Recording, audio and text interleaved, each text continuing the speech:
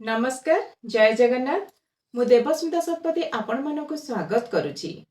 आज आम एक अत्यंत गुरुत्वपूर्ण विषय आलोचना करिबा।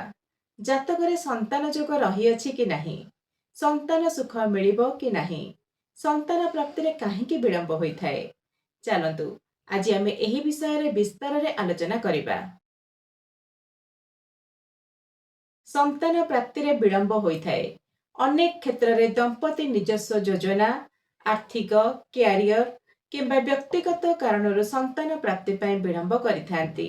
ଜ୍ୟୋତିଷରେ ଜାତକର ପଞ୍ଚମ ଭାବକୁ संतान, बुद्धि, ପୂର୍ବ ପୁଣ୍ୟ ଓ ସୃଜନଶୀଳତାର ଭାବ ବୋଲି କୁହାଯାଏ।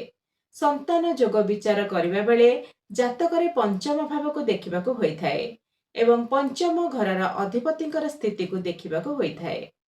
पंचम घरर अधिपति स्वराशि, मित्र राशि, उच्च राशि किंबा शुभ भाव रही शुभ ग्रहंक दृष्टि पाइथिले संतान सुखर संभावना भल होइथाय। बृहस्पति संतानर कारक।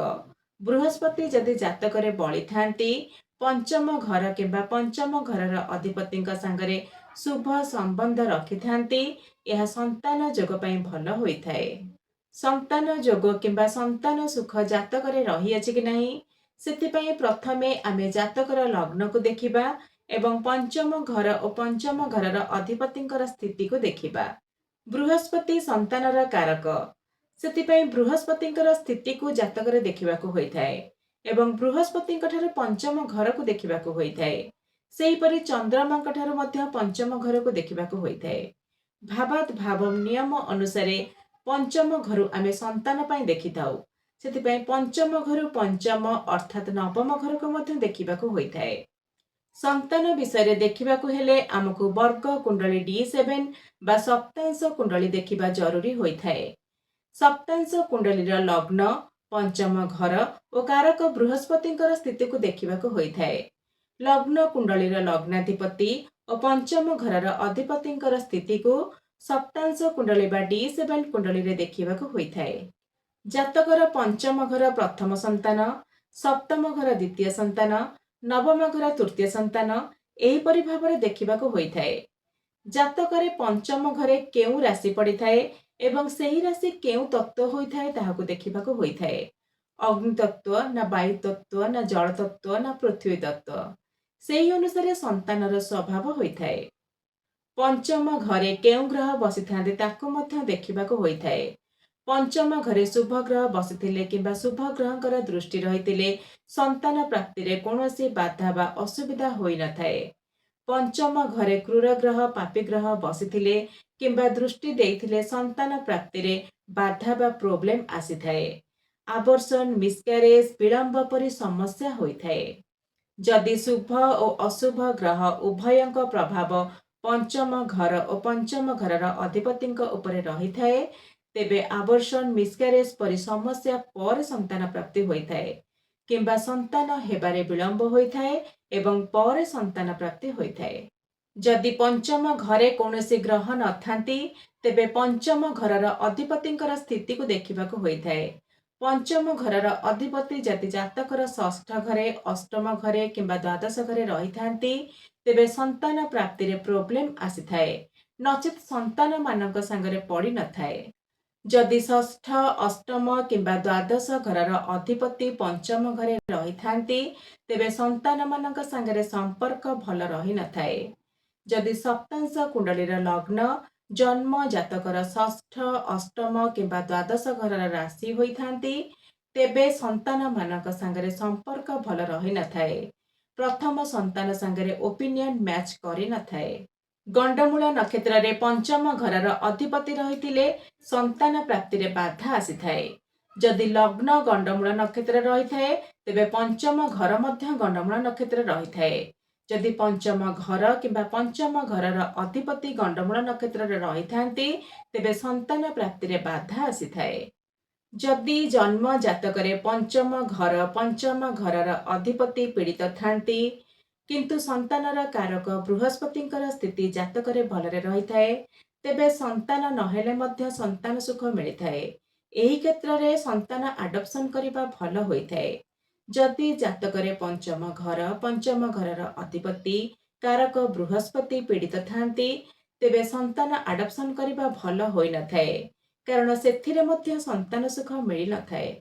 जदि पंचम घरु पंचम घरर अधिपतिंकर स्थिति भलरे थाए, पंचम घरर अधिपति बळी थांती तेबे संतान मानकर उन्नति होइथाए। संतान माने वेल सेटल्ड होइथांती। जदि लग्न एवं लग्नाधिपतिंक ठारु पंचम घरर अधिपति केन्द्र बा त्रिकोणरे रहिथांती तेबे संतान मानक संगरे संपर्क भल रहिथाए। संतान माने पितामातांको पचारि थांती। जदि लग्न एवं लग्नाधिपति उभयंक ठारु पंचम घरर अधिपति 2 द्वादश बा षडाष्टक होई रहिथांती तेबे संतान मानक संगरे संपर्क भल रहि नथाए। संतान दूररे रहिथांती। संतान माने पितामातांको पचारि नथांती। सेहीपरि संतान सुख और संतान जोग विषय जानिबा पई आमको D9 बा नवमांश कुंडलीर पंचम घरर स्थिति और पंचम घरर अधिपतिंकर स्थिति को देखिबाकू होइथाए।